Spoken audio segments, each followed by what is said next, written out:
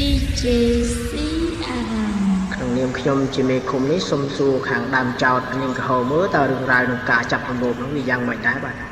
ចាលោកមេឃុំនេះខ្ញុំឈ្មោះកហោកាត់ទុំមិនសុខចិត្តទេព្រោះនេះចោយដាក់បង្អោងឡើងតាមបង្អួចចាប់រំលោភនាងខ្ញុំចា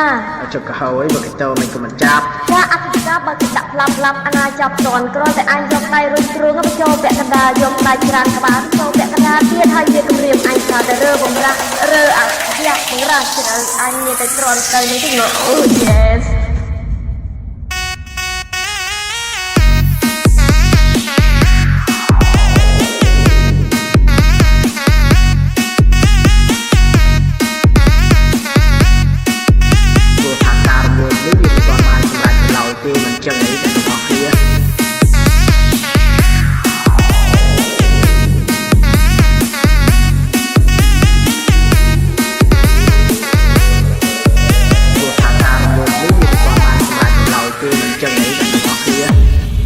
DJ ស៊ីអារ៉ាមហើយក្នុងនាមខ្ញុំជាមេឃុំនោះសូមឲ្យខាង